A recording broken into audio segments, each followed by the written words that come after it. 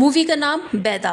और फिल्म की शुरुआत में हम एक कैदी को देखते हैं जिसे कुछ ब्रिटिशर सैनिकों ने पकड़ा हुआ था और उसकी फांसी होने वाली थी। मौत का डर उस कैदी के चेहरे पर साफ दिखाई दे रहा था। वह कहता रहा कि मुझे छोड़ दो, मैं मरना नहीं चाहता, लेकिन सैनिक उसकी एक नहीं सुनते और उसे घसीटते हुए फांसी के फंदे तक ले जाने लगते हैं। तभी वहां पे उसे एक पिशाच दिखाई देता है। वह कहता है, तुम तो मानो कि मैं तुम्हें जानता हूँ, और किसी तरह खुद को छुड़ाकर उसके पीछे भागता है। लेकिन पिशाच वहां से गायब हो जाता है और सैनिक आते हैं, उसको पकड़ के ले जाते हैं और उसे फांसी पर चढ़ा देते हैं। अब कहानी प्रेजेंट टाइम में शिफ्ट होती है, जहां पर एक आदमी को हम देखते हैं जिसका नाम राम बाबू होता है।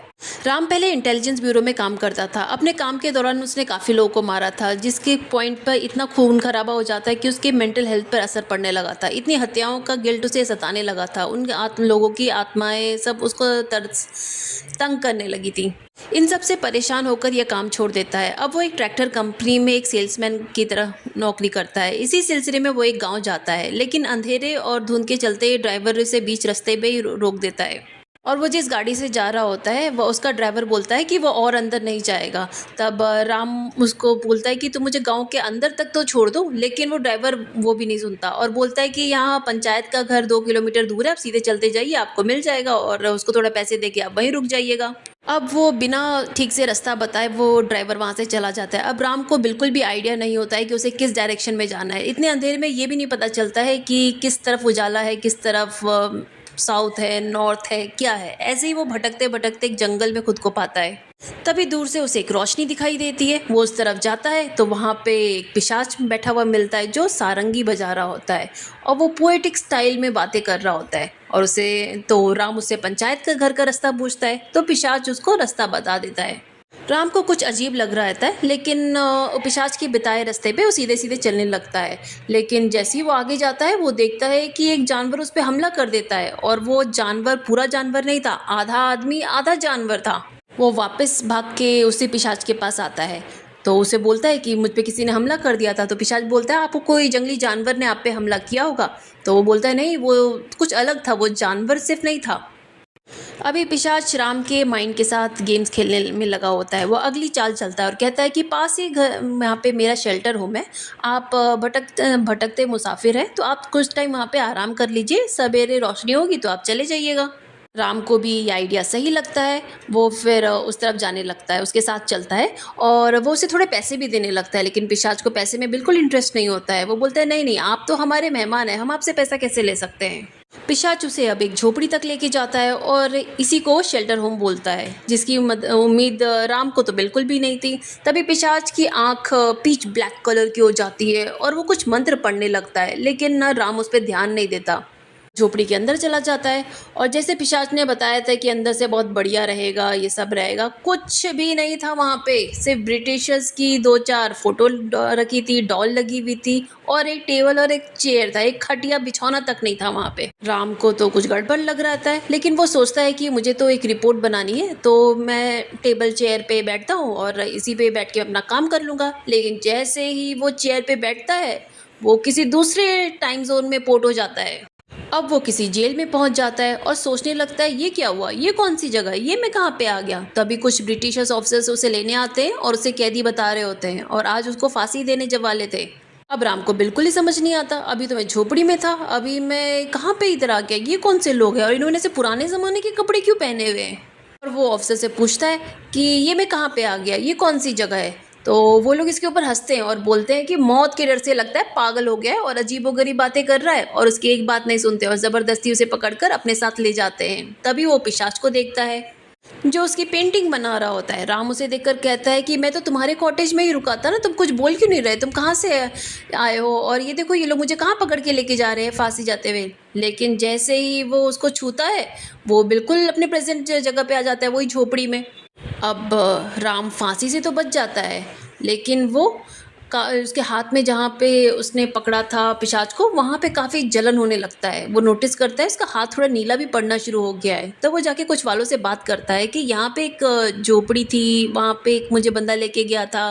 तो सब लोग हैरान हो जाते हैं, ऐसे तो यहाँ पे कोई झोपड़ी नहीं है और जैसे आदमी की आप बता रहे हैं, ऐसा तो कोई आदमी यहाँ पे नहीं है। तभी वहाँ पे गोलू नाम का एक आदमी होता है, ये सब नोटिस कर रहा होता है कि राम क्या बता रहा है। वो राम से पूछता है, आपके ऊपर किसी भूत प्रेत का साया है क्या। तो राम कहता है, नहीं तो गोलू कहता है, तो आप ऐसा क्यों बोल रहे हैं। तो वो अपनी एक दीदी का नाम बताता है और बोलता है कि दीदी ना भूत प्रेतों जैसी शक्तियों से डील करती है, आप चलिए उनके पास। और आप कल जिस आदमी की बात कर रहे हैं ना कि आपको एक आदमी झोपड़ी में ले गया था, आपको वहाँ पे रात रुकाने के लिए बोला, वो कोई इंसान नहीं था, वो ऊपरी शक्ति थी कोई, और आपको वो आदमी अब मारने की प्लानिंग कर रहा है। अब आप दीदी के पास चलिए, वो आपको मदद कर सकती हैं। अभी वो दीदी के पास जाते हैं और वो उसे बोलती है कि आप जिससे मिले हो ना वो पिशाच बुलाते हैं उसे, और आज तक जो भी उसको देखा है ना वो आज तक कभी ज़िंदा नहीं बचा है, सिर्फ आप ही हैं जो ज़िंदा बच के लौटे हैं यहाँ पे। तब राम बताता है कि मैंने उसका हाथ पकड़ा था और फिर मैं यहाँ पे आ गया, लेकिन जिस हाथ से मैंने उसे टच किया था अब वो नीला पड़ गया है। जिस पर वो दीदी कहने लगती है राम अभी भी पिशाच का प्रभाव आपके ऊपर पड़ रहा है। राम वहाँ गया था और वो दूसरी दुनिया थी, वो ये पिशाच की दुनिया थी। आप यहाँ पे आए हैं लेकिन आपकी आत्मा का कुछ हिस्सा वहाँ पे फंसा हुआ है। अब राम को बिल्कुल ही समझ में नहीं आता ये क्या हो गया, उसका शरीर भी नीला पड़ता जा रहा था। असल में जब राम को फांसी की तैयारी हो रही थी ना उस आज़ादी वाले जोन में, तभी वो पेड़ के पास वो पिशाच बैठा हुआ था और वो पेंटिंग बना रहा था राम की। यानी राम के किस आत्मा के एक हिस्से को उसने उस पेड़ से बांध दिया था। अगर राम को खुद को बचाना है तो उसे पिशाच की दुनिया में वापस जाना होगा और वहाँ अपनी आत्मा का हिस्सा उसे मिल जाएगा, और फिर उसे अपनी फांसी को रोकना भी होगा, तभी जाके वो बच पाएगा। नहीं तो वो चाहे वो उस जोन में रहे या इस लूप में रहे, उसकी डेथ फॉर श्योर है। और दीदी उसे पिशाच के बारे में भी बताती हैं कि ये जो पिशाच है ना ये हमारे यहाँ का नहीं है, ये 1940 के टाइम का है वो, यानी वो नॉर्मल इंसान नहीं है। पहले वो काफ़ी बढ़िया पोएट था, फिर एक कॉटेज में रहता था, उसी चेयर पर बैठकर अपनी कविताएं लिखता था। उन दिनों देश में क्रांति की लहर चल रही थी, सो एक देशभक्त होने के नाते उसने क्रांतिकारी कविता से लोगों का मन जगाता था। उसका आईक्यू काफ़ी हाई था, लेकिन काफ़ी कम लोग ही उसकी बातें समझ पाते थे, और उसे साइंस में भी काफ़ी बढ़िया नॉलेज थी। वो कुछ ना कुछ वो रिसर्च करता रहता था। फिर वो अपनी कुछ थ्योरी को टेस्ट करने के लिए वो जर्मनी चला गया कुछ सालों के लिए, लेकिन जब वहाँ से लौटा ना तो सुपर नेचुरल पावर आ चुकी थी। वो एक उंगली से इशारे पे वो किसी की आत्मा को उसके शरीर से अलग कर देता था, जिससे अब गांव के लोग उससे डरने लगे थे। यहाँ तक कि ब्रिटिश सरकार के लोगों ने भी मान लिया था कि ये आदमी काला जादू करता है। एक दिन गांव के कुछ लोगों ने उसकी खबर ब्रिटिश सरकार को दी कि ये आदमी ये ऐसे लोगों को मार रहा है, तो वो लोग उसको पकड़ने के लिए आए, लेकिन वो वहाँ पे मिला ही नहीं। और जब भी वो कभी भी किसी को दिखाई देता है तो मतलब वो आदमी मौत को समर्पित हो चुका होता है। तब राम पूछता है इतने सालों से वो ऐसा कर रहा है, लेकिन ऐसा कर क्यों रहा है? तो वो दीदी उसको बताती है ये तो मुझे भी नहीं पता, लेकिन मैं बस इतना जानती हूँ कि आपके पास सिर्फ 48 घंटे हैं खुद को बचाने के लिए, तो जल्दी कीजिए आप। और वो एक और बात बताती है कि आपसे पहले भी एक आदमी जिंदा लौटा था, वो लेकिन पागल हो गया है। तब राम सोचता है कि हमें उस आदमी के पास जाके मिलना चाहिए। उस आदमी का नाम हेमंत होता है। गोलू उस आदमी के पास हेमंत को लेके जाता है। अब राम उससे पिशाच के बारे में बात करने का कोशिश करता है हेमंत से, और पिशाच का नाम सुनते ही हेमंत बहुत डर जाता है। वो कुछ भी बताने के लिए मना कर देता है और उन्हें जाने के लिए कहता है, लेकिन वो दोनों काफ़ी इंसिस्ट करते हैं। तो वो बताता है कि कुछ ब्रिटिश सैनिक उसको फांसी लगाने की तैयारी कर रहे थे, और उसी दौरान कोई ओम नाम का आदमी वहाँ पे आता है और कहा कि तुम बेहोशी का नाटक करोगे तो मैं तुम्हें फांसी पे वो लोग नहीं चढ़ाएंगे, आज मैं तुम्हें आके छुड़ा लूँगा। इसके बाद हेमंत ने ऐसे ही किया, उसकी फांसी टल गई उस दिन। उसने बेहोशी का नाटक किया तो, और फिर ओम उसे आया सेलर में मिलने के लिए और उसे बहुत ही अजीब बात ये बताई कि पिशाच उसे पहले भी फांसी पे लटका चुका है, लेकिन हेमंत को कुछ समझ नहीं आता, तो बस वो यहाँ से बाहर निकलना चाहता था। तो वो मुझे एक पेपर देता है और उसमें कोई मंत्र लिखा रहता है और बोलता है कि कुएं के सामने ये मंत्र पढ़ो और मेटल को चबाकर कुएं में कूद जाओ। हेमंत ने बिल्कुल ऐसे ही किया। अब वहाँ से बाहर निकला तो वो जानता है कि वो इस दुनिया में आ चुका है। अब राम नोटिस करता है कि उसका जो कलर उसके हाथ में जो हो गया है ना वो काफ़ी बढ़ता जा रहा है, और अब से अपना काम जल्दी ख़त्म करना है, नहीं तो उसका तो मौत बहुत जल्दी निश्चित है। अभी वो गोलू के साथ वापस जाने लगता है तो देखता है कि कोई आदमी उसका पीछा कर रहा है। वो उसको पकड़ता है, लेकिन वो आदमी ना उसके ऊपर कुछ फूंक के भाग जाता है। अब वो दीदी के पास आता है और पूछता है कि क्या कोई आदमी भी पिशाच की हेल्प करता है? तो वो दीदी बताती है ये हेमंत भी तो किसी आदमी का जिक्र करता था कि जो आदमी उसको पीछा करता था, लेकिन उस आदमी के बारे में कोई नहीं जानता। अब वो राम को पिशाच की दुनिया के बारे में कुछ और डिटेल समझाने लगती है। पिशाच की दुनिया एक अलग डायमेंशन में है जिसे उसने खुद क्रिएट किया है। अब 1940 में ऑफिसर्स उसको पकड़ने के लिए आए थे। तो वह अपनी डायमेंशन में चला गया था और इसलिए वह कभी भी पकड़ा नहीं गया और तब से अपनी इसी दुनिया में रहता है। अब चाहे हमारी दुनिया में आता जाता रहे, लेकिन उसकी असली दुनिया वही है। अगर हम उसे वापस 1940 के टाइमलाइन में भेज दें और हम उसके आने जाने का जो कोई दरवाज़ा रहेगा उसको हम ख़त्म कर दें, तो वो उसी टाइमलाइन में फंस जाएगा और वो इस टाइमलाइन में नहीं आ पाएगा। अब वो राम को समझाती है कि इस टाइमलाइन से उसे वापस वहाँ पे कैसे भेजना है, ये तो आपको खुद पता लगाना होगा। लेकिन वो उसे बोलती है कि मैं आपकी हेल्प करने के लिए विराट योग अवस्था में बैठूंगी। दूसरी तरफ हम राम के एक फ्रेंड डॉक्टर शेखावत को देखते हैं, जो एक साइंटिस्ट होता है, लेकिन वो पैरानॉर्मल चीज़ों पर रिसर्च करता था। उस वक्त उसने एक आदमी को पकड़ा हुआ था जिसके अंदर वो रियल पिशाच था। अब बॉडी के अंदर घुसकर वो सारा खून सुखा देता और वो कहता है मुझे यहाँ से बाहर नहीं, इस आदमी को ख़त्म कर दूंगा, नहीं निकाला तो।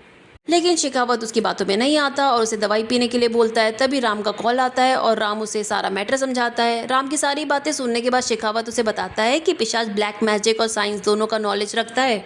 उसने इन दोनों को एक कंबाइन करके अपनी पावर हासिल की है। अब वो सुपर ह्यूमन बन चुका है, वो सब कुछ कर सकता है जिसके बारे में हम सोच भी नहीं सकते। अगर उसने अपनी खुद की एक डायमेंशन बनाई है तो इलेक्ट्रोमैग्नेटिक फील्ड यूज़ किया होगा उसने, क्योंकि उसी की पॉसिबिलिटी से हो सकता है कि इलेक्ट्रोमैग्नेटिक फील्ड्स के असर से वहाँ पे रहने वाले लोगों की याददाश्त हर 24 घंटे में ख़त्म हो जाती होगी।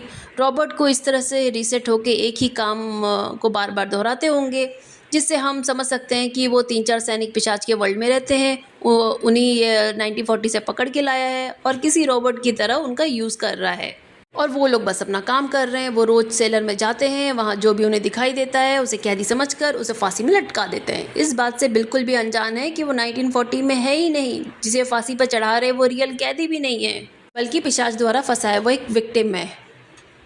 अब शेखावत उसे बताता है कि इलेक्ट्रोमैग्नेटिक फील्ड का असर तुम पर ना हो, इसके लिए तुम्हें कॉपर का एज अ शील्ड यूज़ करना है और रियल साइंटिफिक फैक्ट है मैग्नेटिक फील्ड के अगेंस्ट कॉपर का यूज़ होता है। तो हेमंत को मेटल चबाकर कुएं में कूदा था, यानी कॉपर ही था जो शेखावत पिशाच वर्ल्ड को ख़त्म करने का तरीका बताता है, जिससे कि राम वहाँ के एनर्जी सोर्स का पता लगाकर उसे बंद करना होगा, जो कि एक लाइट साउंड से कन्फर्म हो जाता है। क्योंकि इलेक्ट्रोमैग्नेटिक में से इलेक्ट्रिक यानी कि बिजली का संबंध लाइट से होता है और मैग्नेटिक फील्ड यानी कि चुंबकीय शक्ति का संबंध साउंड से होता है। सो लाइट और साउंड से जुड़े सोर्सेस को तुम्हें ढूंढने होंगे वहाँ जाके और बंद करना होगा।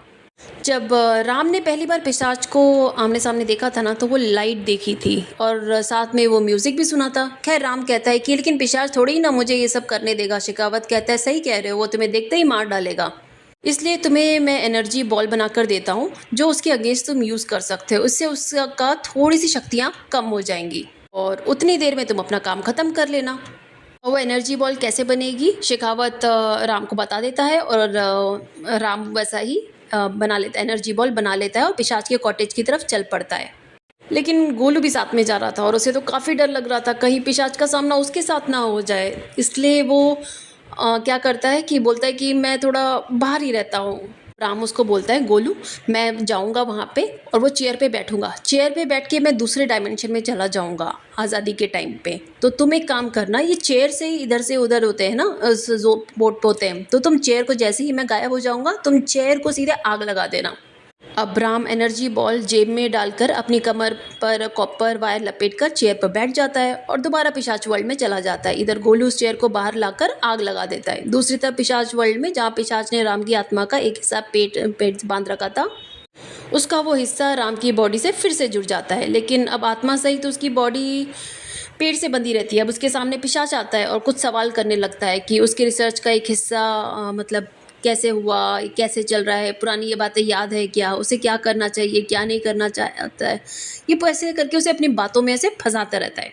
लेकिन राम उसकी किसी भी बात का जवाब नहीं देता, जिस पर पिशाच को काफ़ी गुस्सा आता है और वो बोलता है कि तुम्हें ये तीसरी बार फांसी दी जा रही है, अब तुम्हें कुछ याद है कि नहीं याद है। तो पिशाच को नोट करता है कि ये सैनिक राम को फांसी लगाने की तैयारी कर रहे हैं। तभी वो बेहोशी का नाटक करता है और फांसी कुछ टाइम के लिए रुक जाती है। जैसे हेमंत ने उसे बताया था वो वैसा ही करता है और उसे वापस से कोठरी में बंद कर दिया जाता है। और मौका देख के ओम वहाँ पे आता है और उसे पेपर और कॉपर देता है। लेकिन राम कहता है उसे ये सब चीज़ों की ज़रूरत नहीं है, उसे बाहर निकलने का कोई दूसरा रास्ता जानना है। तब जो मैं हेमंत से मिल चुका हूँ उसने मुझे तुम्हारे बारे में बताया है, तो मैं ये जानना चाहता हूँ कि तुम लोगों की मदद क्यों करते हो और तुम्हें कैसे सब कुछ ये याद रहता है और सब लोग यहाँ पे भूल जाते हैं। तब उससे पूछता है कि तुम्हें कैसे पता? तब ओम बताता है कि यहाँ के सब लोग 24 घंटे में सब कुछ भूल जाते हैं और वापस से रिपीट वही काम करते हैं, लेकिन यहाँ पे सब कुछ, इस ज़ोन में सब कुछ सिर्फ़ मुझे याद रहता है और पृथ्वी को याद रहता है। तब राम पूछता है, ये पृथ्वी कौन है? तब ओम रिवील करता है कि पिशाच का असली नाम पृथ्वी है। पिशाच का असली नाम तो पृथ्वी है ही, लेकिन वो उससे पूछता है कि तुम यहाँ पे कब से हो और तुम पृथ्वी को कैसे जानते हो? तब वो बताता है कि पृथ्वी की तरह एक क्रांतिकारी मैं भी था और पृथ्वी कुछ ऐसी चीज़ की खोज कर रहा था जिससे अंग्रेज़ों को बिना हथियारों से हराया जा सके, तो मैं भी उसके साथ हो लिया। लेकिन अपने प्रयोग के चक्कर में वो इतना पागल हो गया कि सही गलत का अंतर ही भूल गया। लोगों की जान से खेलने लगा और उसे बहुत ही आसान लग रहा था और उसने इस चक्कर में अपना अलग डायमेंशन ही बना लिया। और अभी हम जिस लोग में है ना, मतलब हम लोग जिस जगह पे है, ये प्रयोग यहाँ पे काफ़ी समय से चल रहा है और यहाँ पे लोगों को लाता है और यहाँ पे उनकी आत्मा बांध देता है, जिससे उसको शक्ति मिल जाती है। लेकिन क्रांतिकारी का काम करते करते वो साइंटिस्ट बन गया, फिर कुछ हो गया और फिर उसके बाद उसके ना लाइफ का मकसद ही चेंज हो गया। वो ज़िंदगी और मौत पे काबू कर लेना चाहता था और बहुत हद तक वो कर भी चुका है। फिर वो उसे पूछता है, अच्छा मुझे बताओ, वो क्यों कह रहा था कि मुझे पहले भी 2 बार फांसी दे चुका है, इसका क्या मतलब है? जिस पर ओम बताता है कि इसका मतलब वो तुम्हारे पिछले 2 जन्मों में तुम्हें फांसी दे चुका है। मैंने खुद देखा है, यह लाइफ और डेथ का स्टडी करता है। और ये बार-बार जन्म लेने का रहस्य क्या है? किसी को बार-बार अगर एक ही तरह से मारा जाए तो क्या अगले जन्म में वो क्या बनता है? वगैरह-वगैरह। सो पिशाच यहाँ पर राम को दी हुई प्रीवियस लाइफ से उसे टेस्ट मटेरियल की तरह यूज़ करता आ रहा है और न जाने कितने ही लोग हैं जो अभी तक उसके टेस्ट मटेरियल के मौत और ज़िंदगी के खेल में खेल रहे हैं। मतलब जन्मों-जन्मों तक लिटरली वो एक डीम बन चुका है, इसलिए लोग उसे पिशाच बुलाते हैं। लेकिन राम को यहाँ का कहना था कि वो पिशाच को हरा देगा, जिस पर ओम कहता है ये पॉसिबल ही नहीं है, वो बहुत पावरफुल है। अब राम उसे समझाता है कि हम लोग मिलकर उसे ज़रूर हरा सकते हैं और वो चुपचाप कुएँ के रास्ते से बोलता है कि वहाँ से तुम निकल जाओ। लेकिन राम का कहना था कि रावण की लंका जलाए बगैर वो जाएगा नहीं।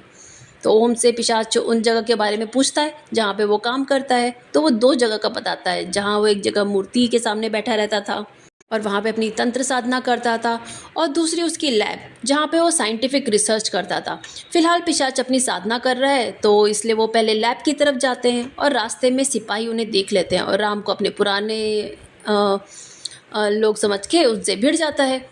अब वो एक-एक को सुलाकर वहाँ से आगे बढ़ता है, तभी पिशाच का वो ख़ास आदमी उस पर आके अटैक कर देता है। लेकिन राम अपने पुराने फ़ॉर्म में आ चुका था, वो उसे भी ख़त्म कर देता है। फिर बाद में झोपड़ी टाइप लैब में जाता है, जहाँ पे रॉकेट टाइप का कोई उपकरण लगा होता है, लगातार बीप साउंड दे रहा था।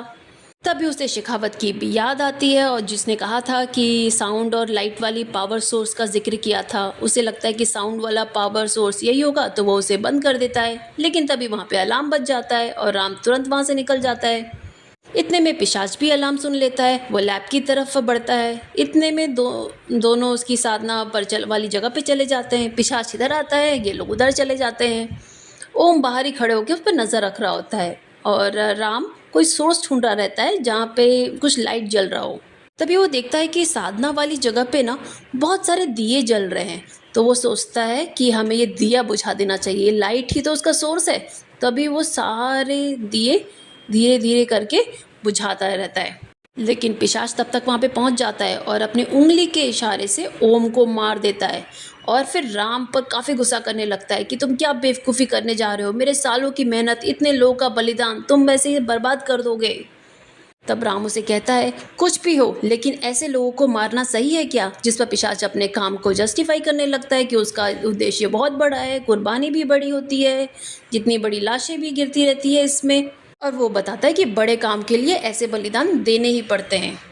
अब राम कहता है कि अब वो किसी को भी मारने नहीं देगा और पिशाच भी कहता है कि तू अब फांसी से नहीं मरेगा, तुझे तो मैं अब खुद मारूंगा। इसलिए राम उससे बिल्कुल भी नहीं डरता और कुछ ज़्यादा ही हल्के में ले लेता है, पिशाच को एक लकड़ी से मारने लगता है। लेकिन पिशाच उसे अपनी पावर से रोक देता है और अपनी साइकिक पावर से उस पर अटैक कर देता है, जिससे बेबस होकर राम पत्थर की ओर लटक जाता है। फिर क्या, फिर जैसे तैसे खुद को संभालता है, एनर्जी बॉल निकालता है, पिशाच की तरफ फेंकता है। लेकिन वो स्मोक बम की तरह काम करता है, उसके धुएं में से पिशाच घिर जाता है। उसकी कोई शक्तियाँ कुछ बहुत ज़्यादा कम नहीं होती हैं क्योंकि वो काफ़ी पावरफुल हो चुका होता है। इसका कोई असर पिशाच पे नहीं होता है।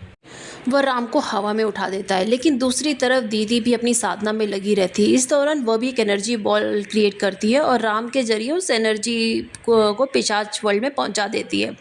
इस बार पिशाच की शक्तियाँ कम पड़ जाती हैं, क्योंकि जो पहले जो एनर्जी बॉल थी ना, उससे शक्तियाँ थोड़ी कम हुई थी, लेकिन वो ना बॉल कंप्लीट नहीं थी, क्योंकि पिशाच की शक्तियाँ का कॉम्बिनेशन है साइंस और साधना। इन दोनों की सही कॉम्बिनेशन की वजह से ही पिशाच की शक्तियाँ कुछ समय के लिए थोड़ी कम पड़ जाती है, वो कमज़ोर हो जाता है और उसी समय राम आसानी से उस पर अटैक कर देता है और वो कुएं की तरफ भागता है। और कुएं की तरफ जाने से पहले उसका पावर सोर्स एक जो दिया, आखिरी दिया जो जल रहा रहता है ना, वो उसको बुझा देता है। और वो उसको बुझाते हुए उसके हाथ में जो ज़ख्म था ना, वो बिल्कुल ठीक हो जाता है और वो वापस अपनी दुनिया में आ जाता है। वो कुएं तक पहुंच भी नहीं पाता, उससे पहले ही वो अपनी दुनिया में आ जाता है और गोलू से मिलता है और उसे देखता है कि गोलू बाहर ही वेट कर रहा है और उसे पूछता है कि कुर्सी तुमने जला दी थी ना। तो वो बोलता है कि हाँ भैया, मैंने कुर्सी जला दी थी, क्योंकि कुर्सी ट्रांसपोर्ट का मेन मीडियम था वही पिशाच का। तो मैंने, आपने जो कहा था वो मैंने कर दिया। और वो ये भी बताता है कि दीदी पूरे वक्त ध्यान में बैठी रहती है। तभी राम कहता है कि उन्हीं की वजह से मैं पिशाच को हरा पाया हूँ। वहीं दूसरी तरफ पिशाच वापस 1940 में ही फंसा होता है, जहाँ पे एक सैनिक उसे पकड़ने आते हैं, लेकिन एक इंडियन सैनिक तुरंत बोलता है कि इसे शूट कर दो, नहीं तो ये हम पे हमला कर देगा। लेकिन अंग्रेज़ ऑफिसर बोलता है कि नहीं, इसे अरेस्ट करने का ऑर्डर है, मारने का नहीं है। लेकिन पिशाच तो पिशाच है, वो क्या करता है, वो उन सबको ही मार देता है उसी वक्त। मतलब उसकी पावर्स अब पहले से भी ज़्यादा बढ़ चुकी हैं। इधर प्रेजेंट में डॉक्टर शेखावत जो होता है, वो अपना राम को फ़ोन करके बोलता है कि कुछ तो गड़बड़ी हुई है मेरी थ्योरी में। अगर पिशाच वाकई 1940 में चला गया है और वहाँ पे वो अगर पास्ट में कुछ भी गड़बड़ करेगा, तो उसका इफेक्ट तो प्रेजेंट में भी पड़ेगा। यानी हमारा प्रेजेंट में कुछ लोग बॉर्न होंगे, कुछ लोग शायद कुछ अलग ही टाइम जोन में चले गए होंगे। तो इसमें क्या होता है वो अभी पूरा बताया नहीं जाता है, लेकिन फ़िल्म यहीं पे दी एंड हो जाती है। यानी ये ओपन एंडिंग है। हो सकता है इसका सीक्वल भी आ सकता है, क्योंकि पिशाच पहले से ही और भी ज़्यादा पावरफुल हो गया है। अब पता नहीं क्या-क्या होगा और ये तो हमें बाद में ही पता चलेगा, क्योंकि मूवी अब यहीं पे ख़त्म हो गई है। कैसा लगा आपको मेरा एक्सप्लेनेशन?